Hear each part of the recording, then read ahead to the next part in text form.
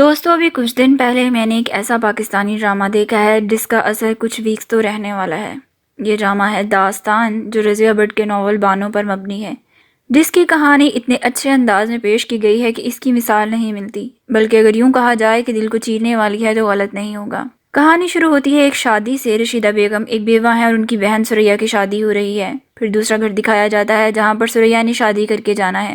سریا کی شادی سلیم سے ہونے والی ہے جس کی بہن بانو ہے۔ بانو سب کی کافی لاڈلی ہے اور سریا کے ساتھ بھی کافی فرینک ہے۔ سریا کا بھائی حسن ہے جو پڑھائی کے ساتھ مسلم لیگ سیاسی پارٹی میں بھی کافی ایکٹیو ہے۔ حسن اپنی بہن کی شادی میں شرکت کے لیے آتا ہے اور وہاں پر حسن اور بانو دونوں سریا کے روم میں ملتے ہیں اور حسن کو پہلی نظر میں ہی بانو بہت اچھی لگتی ہے۔ حسن بانو کے گھر جاتا ہے اور پھر اسے پتہ چلتا ہے کہ بانو سلیم کی بہن ہے۔ حسن بانو اور سلیم کی ماں سے ملتا ہے اور اس سے پوچھتا ہے کہ کیا سلیم ابھی بھی کانگریس کے ساتھ ہے۔ وہاں پر کامنی، جو بانو کی ماں کی دوست ہے، کہتی ہے کہ پاکستان بننا بہت مشکل ہے۔ حسن اس بات پر سیریس ہو جاتا ہے اور کہتا ہے کہ ایسا نہیں ہو سکتا، پاکستان بن کر رہے گا۔ ڈرامے میں ساتھ ساتھ پولیٹیکل بیک گراؤنڈ بھی دکھایا جاتا ہے کیونکہ یہ سب واقعات آخرکار ہمیں پارٹیشن کی طرف لے کر جائیں گے۔ حسن اور سلیم دونوں کے نظریات مختلف ہیں۔ سلیم ایک الگ ملک بنانے کے خلاف ہے جبکہ حسن کہتا ہے کہ پاکستان بنانا بہت ضروری ہے۔ بانو پھر سے سریا کو دیکھنے کی ضد کرتی ہے اور اسے سب یہ کہہ کر منع کر دیتے ہیں کہ ان کے ہاں رواج نہیں ہے کہ دولہے والے پہلے سے دلہن کو دیکھیں۔ حسن بانو کی مدد کرتا ہے سریا کو دیکھنے کے لیے۔ سریا کی رخصتی کا وقت ہوتا ہے اور سب دکھی ہو جاتے ہیں۔ بانو اور حسن اسی شادی کے فنکشن میں ایک دوسرے کو پسند کرنے لگتے ہیں۔ بانو اور حسن کی پیار بھری کہانی کے درمیان سیاسی رنگ غالب رہتا ہے۔ سلیم سریا سے کہتا ہے کہ وہ اس کے ساتھ باہر جائے پر سریا شرما کر منع کر دیتی ہے۔ بعد میں سریا حسن سے بات کرتی ہے کہ وہ اس کے ساتھ چلا جائے اور حسن کہتا ہے کہ انہیں بانو کو بھی ساتھ لے کر جانا چاہیے اور سریا کو پتہ چلتا ہے کہ حسن بانو کو بہت پسند کرتا ہے اور اسے یہ سن کر بہت خوشی ہوتی ہے۔ اس کے بعد دکھایا جاتا ہے کہ مسلم لیگ الیکشن جیت چکی ہے اور ہندو اور مسلمانوں کے لیڈرز کے درمیان مفاہمت کا کوئی بھی راستہ نہیں نکل رہا۔ حسن اور سلیم کے مختلف نظریات قائم رہتے ہیں۔ سلیم یہ مختلف نظریہ گھر تک لے آتا ہے اور سریا سے کہتا ہے کہ اسے فیصلہ کرنا ہوگا کہ وہ کس کا ساتھ دے گی، اس کا یا حسن کا۔ حسن اور سلیم کے اختلاف بڑھتا جاتا ہے اور اسے اپنے گھر آنے سے منع کر دیتا ہے اور اپنے گھر والوں کو اس کے گھر جانے سے بھی منع کر دیتا ہے۔ سلیم کے ہندو دوست حسن کو بہت مارتے ہیں اور سلیم کہتا ہے کہ اس کے یہ دوست سب سے اچھے ہیں اور حسن سے تو بہت زیادہ اچھے ہیں۔ بات دھمکیوں تک پہنچ جاتی ہے اور سلیم سریا کو تھپڑ مارنے کا کہتا ہے کہ اگر اس نے اپنے گھر والوں کا نام لیا تو اس سے برا کوئی نہیں ہوگا۔ بانو کہتی ہے کہ وہ مسلم لیگ کا ساتھ دینا چاہتی ہے اور ان کے لیے کام کرنا چاہتی ہے اور سریا بھی آخرکار سلیم کے آگے سٹینڈ لیتی ہے۔ اس دوران یہ بھی دکھایا جاتا ہے کہ عورتوں نے بھی آزادی کی تحریک میں بڑھ چڑھ کر حصہ لیا تھا۔ بانو کا رشتہ آ جاتا ہے اور سریا کافی پریشان ہو جاتی ہے۔ وہ حسن کی ماں سے بات کرتی ہے اور انہیں بتاتی ہے کہ بانو اور حسن ایک دوسرے کو پسند کرتے ہیں، اس لیے انہیں حسن کے رشتے کی بات کرنی چاہیے۔ سلیم اپنے کسی ہندو دوست سے بانو کا رشتہ کرنے کو کہتا ہے تاکہ اس کی شادی حسن سے نہ ہو سکے، پر بانو کے ابا اس پر بہت غصہ ہوتے ہیں اور کہتے ہیں کہ انہیں حسن کے ساتھ بانو کا رشتہ قبول ہے۔ گھر میں خوشی کی لہر دوڑ جاتی ہے اور بانو اور حسن کی منگنی ہو جاتی ہے۔ حسن اپنی ماں کے ساتھ پنڈی چلا جاتا ہے پر وہ بانو کو کہہ کر جاتا ہے کہ اسے لینے آئے گا، پر اسی دوران تقسیم ہند کا فیصلہ ہو جاتا ہے۔ ہندوستان میں بانو اور حسن کی باقی فیملی تقسیم پر باتیں کرتے رہتے ہیں اور وہ خوش ہوتے ہیں اپنے ان بہن بھائیوں کے لیے جو پاکستان چلے گئے ہیں۔ جن دوستوں پر سلیم کو بہت یقین تھا وہ بھی مسلمانوں کے خلاف ہونے والے فسادات میں شامل ہو جاتے ہیں، جس سے سلیم کا ڈر بڑھتا جاتا ہے۔ اس کا پورا خاندان گھر میں بند ہو کر رہ جاتا ہے اور سکھ ان کے گھر پر حملہ کر دیتے ہیں۔ مردوں کو اپنی جانوں کے ساتھ ساتھ عورتوں کی عزت کی بھی فکر ہونے لگتی ہے۔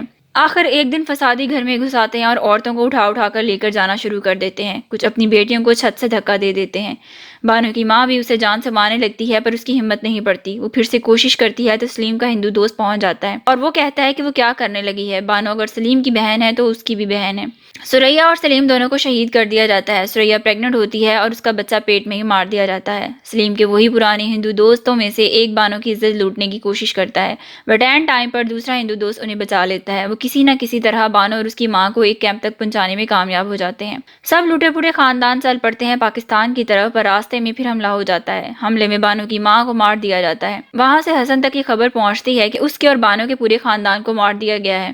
دوسری طرف بانو کو کوئی سکھ بچا کر ٹرین تک پہنچا دیتا ہے پر قسمت کا کچھ اور ہی منظور ہوتا ہے اور ٹرین پر پھر سے سکھ حملہ کر دیتے ہیں اور ان میں سے ایک سکھ جس کا نام بسنت ہوتا ہے وہ بانو کو اٹھا کر اپنے گھر لے آتا ہے۔ ان سب کے درمیان حسن سوچ بھی نہیں سکتا کہ بانو پر زندہ ہی کیا قیامت گزر رہی ہے۔ بانو کی شادی وہ سکھ اپنے ساتھ کرنے کو کہتا ہے پر وہ بانو کو کہتا ہے کہ وہ اسے پاکستان پہنچا دے گا اور بانو کو پتہ نہیں ہوتا کہ وہ جھوٹ بول رہا ہے۔ پھر ایک سکھ ہمسائی بانو کو بتاتی ہے اصل میں اس سکھ کا کیا پلان ہے۔ بانو بہت روتی ہے اور گھر سے بار بار بھاگنے کی کوشش کرتی ہے، پر اسے پھر پتہ چل جاتا ہے کہ وہ اس جگہ سے جان نہیں چھڑوا سکتی۔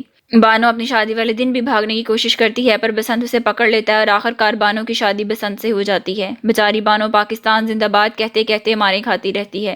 بانو کو سندر کور کا نام دیا جاتا ہے اور وہ اسی طرح رہنے لگتی ہے مردہ دل کے ساتھ، پر اس کے دل سے حسن اور پاکستان نہیں نکلتا اور وہ کہتی ہے کہ ایک نہ ایک دن وہ پاکستان ضرور چلی جائے گی۔ بانو پریگننٹ ہو جاتی ہے اور بسنت اسے کہتا ہے کہ وہ پاکستان چلی بھی گئی وہ بھی اسے کوئی آنکھ اٹھا کے نہیں دیکھے گا اور نہ ہی اس کو ہاتھ لگائے گا۔ حسن کی کزن رابعہ اس کی زندگی میں آ جاتی ہے اور یہاں پر مجھ سے کم یہ سین رابعہ کے ساتھ حسن کے ہضم نہیں ہوئے۔